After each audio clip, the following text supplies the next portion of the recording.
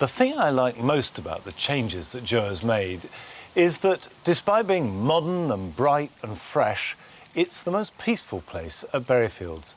If I can slip away for a few moments, this is where I come to have a few moments of reflection. And it shows that even if you've got an area that's just paved, you can have a full garden with borders, containers, and even a water feature. Now, let's go to a very different corner of Berryfields. We love hearing from you, especially when you've got nice things to say, and even if you're telling us a few home truths, we always learn from it. And at the end of 2004, we asked you to contact us and tell us what sort of garden you'd like us to make in this area here. We had lots of suggestions, ranging from wildlife garden to water gardens, even one gentleman who said that we should concrete the whole thing and paint it green. Well, we decided not to go with that particular suggestion, but we did follow the majority opinion, which was overwhelmingly in favour of a jungle garden. Now, this was a new kind of gardening for me, so I was very excited about it. But before I could begin the planting, I had to assess the site and establish the hard landscaping.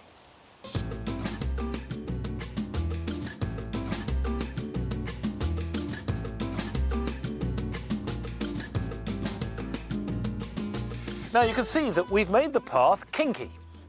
Comes down here, turns left, and then turns right. We've also made it into blocks rather than a continuous surface. They're really rather like wooden rafts rising above the soil.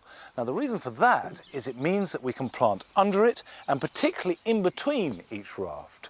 So as you go down the path, you have to turn, you see plants here and there, and push through them and step over them before you leave the garden. I've put in a couple of Philostachys bamboos.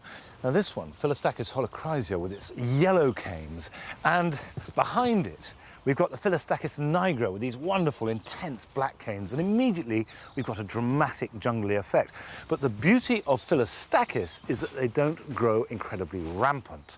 And there are a few bamboos that will be too rampant for this sort of garden. Now we've got a sasa here, and sasas do have runners, and they have been known to push through the walls of a plastic container. But if you plant it in a pot in the ground, or if you've got an old metal bucket, you can knock the bottom out and then sink it in that, just like you do mint in a herb garden. Now, Trachycarpus will grow in almost any position. It's hardy almost anywhere in the British Isles.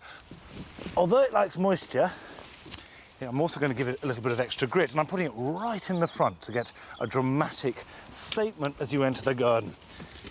And it doesn't matter that it's so close to the corner of the garden, because Trachycarpus likes its roots constricted. So if you've only got a little space, as long as there's room to dig out a hole big enough to fit the size of the pot, it'll grow fine. Now, as well as bamboos and palms, I think a jungle garden has got to have a tree fern or two. It would cost what? About 150 quid, that. Okay. And also, they're the most reliable of the tree ferns, which is absolutely key. You know, if you're going to fork out a lot of money, they're the easiest to maintain. When you're doing this sort of thing, do you need to invest more than one? Do you need to spread your money across more than one plot? You don't have to, but if you're just purely creating a garden like this, a jungle garden, Try it in here. you know, it's worth the investment, I think. Let's have a look at that. Let's see those together. See, it does immediately transform it. Yeah. It looks fantastic. Yeah, it's nice, isn't it? I like the way it's near the path. You're going to brush past it all the front. I've actually made a decision which we're going to have. Both. You've completely persuaded me. I'll dig a hole. Planting a tree fern is very simple. They don't need a hole any bigger than the pot that they came in. Add a little leaf mould to the bottom or garden compost, which will help out with the drainage. And finally, make sure your hole is deep enough and firm it in really well so that the plant is absolutely secure, because they're very top heavy and can blow over in strong winds. Do you know, that's the most exciting plant I've ever put in. You know, just for instant effect. We're going to put this lovely canna in here, right in the foreground, and it's going to make you feel when you come round this corner as though this is the beginning of the jungle, because by the summer this will have grown right up, taller than the fence, taller than the tree ferns. It's going to be one of the biggest things in here. It's well and truly rooted. Now, with cannas, they're quite different from hedychiums in several respects. For a start, they're from a different part of the world. They're from sort of tropical America, and they will not stand any frost at all. So there's no point leaving them in the ground, because if the tubers get a tiny bit of frost or any of the top growth gets frosted, then that's the end of them. So it's always best to lift them during the winter. No garden is too small to have some water in it. And what we're doing is making a little pond, if you like, or water container in between these pieces of decking. And we've recycled the containers that we used for our Christmas courtyard garden. We put mastic in the bottom to fill up the drainage holes, painted them black so they'll reflect the light better, they'll bring moisture into the garden, they'll attract insect life and hopefully some toads and frogs, and also we can plant them up. Obviously you're not going to have running water in it, you're not going to have the range of plants. But the beauty is if you think it's getting a bit stagnant, scoop some out, add some rainwater. It's very simple, isn't it? The easiest pond in the world. It is, really.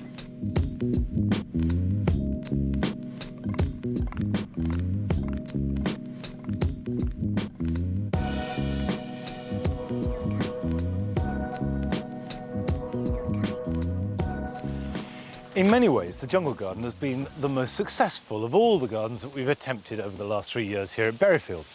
And what I particularly like about it is that it uses an awful lot of hardy plants, like the bamboos and the ferns and hostas. Of course, we'll have to protect the brugmansias and the cannas, but in general, this will survive over winter.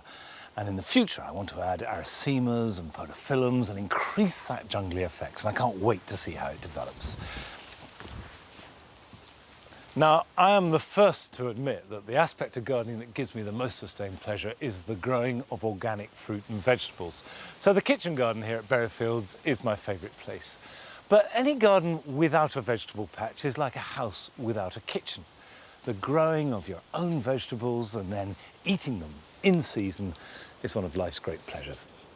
And it's hard to remember that when we first came here, all there were 2 narrow beds, and we hadn't even got our greenhouse up in time. In just a few months, a scruffy building site turned into a working vegetable garden. We're all pleased with what we managed in a short space of time, but inevitably there were a few disappointments. And nothing was more disappointing than my brassicas. When I planted them out, like any good gardener, I fitted them with little collars to protect them from cabbage root fly. If the collar's there and it can't get into the soil, it'll lay its eggs on the collar, and these will either desiccate very quickly, or else birds will come along and eat them, and the cabbage won't be touched. 2 weeks later, and the collars were working. Not a sign of cabbage root fly. Unfortunately, we didn't put any protection against the pigeons, and they've stripped them. Now, with pigeons, really, the only thing you can do is create a barrier. So we've put up this netting framework. It's quite substantial, but we can use it later for soft fruit or anything else we want. The netting definitely kept the birds out, but now the cabbage white butterflies have got in, and they've been laying their eggs. You can see some over there in clusters, hatching out into tiny little caterpillars that are grazing through, and then as they get bigger, we've got some here very well camouflaged but extremely effective at eating through the leaves. To be honest, in the end we had to admit defeat and lose the crop. But any pigeons thinking they'll feast on our brassicas in future should watch out, because now we've got the potato hawk. Over the winter, the pigeons have got my cabbages again. We had this marvellous potato hawk. That disappeared, pigeons flocked in, and they stripped it. We're going to have to net that, I think. Good ground preparation is crucial for any vegetable garden, but I took even more care when I planted out our first asparagus. Now, I've got the crowns in here, put a bit of bag over them to keep them nice and moist. I bought these as packs of 4, and you can see this is the crown bit, and the roots hang down like spiders' legs, and you just drape them over the top of the ridge, 12 inches apart, and work your way along. Autumn sown garlic has a great advantage of having a good chance of a spell of cold weather, and if you want garlic to perform cloves as opposed to a single bulb, they must have a spell of cold, about a month of under 10 degrees. And the only thing you have to worry about is getting them the right way up. Now that's a really good clove.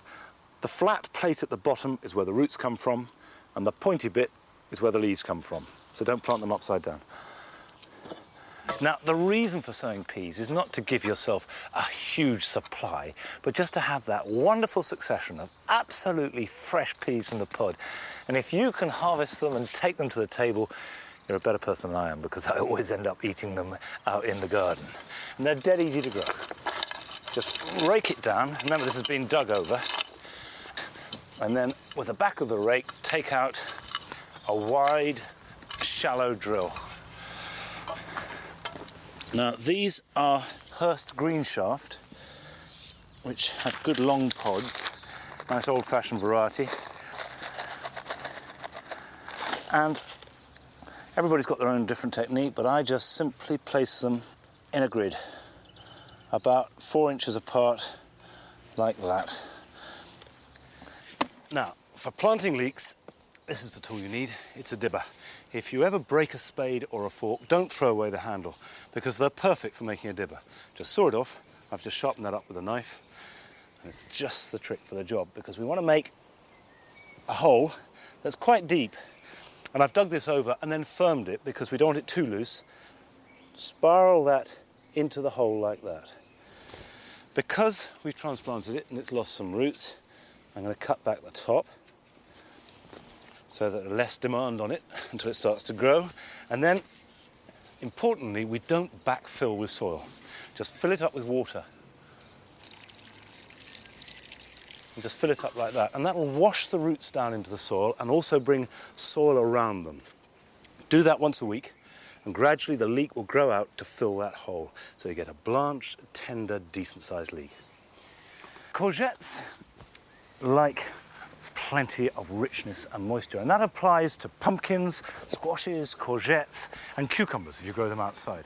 So 3 in that space are plenty, because they will spread and spread, and we're going to have to cut them back anyway. I shall excavate a really good hole and then supplement the soil with some nice compost from our compost heap. Now put a little bit of soil back over the top of that.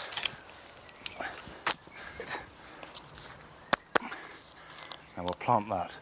And the point is, I'm planting it deep, well below the level of the ground. Now the soil I've taken out, I'm going to work into a sort of natural saucer, so that when we water it, which I intend to do at least once a week, it'll have a real soak, and that's the way we'll get a healthy plant with lots of those delicious young courgettes. I've drawn out 3 trenches and just popped the potatoes in the ground with the sprouts facing up. Now, recent research has shown that it doesn't terribly matter what size the potato is or even how many sprouts there are, but I just rub ones that are facing downwards off, and I'm spacing them about a foot apart. And as far as spacing goes, just think what you want to use them for. If they're new potatoes and you like them small, put them closer together. If you want great big baking potatoes, put them further apart. And the soil has been very heavily manured, which potatoes respond well to, partly for the feed and also because the manure holds moisture. Okay, now I've got them in the ground, all I have to do is get a nice cosy duvet over the top of them.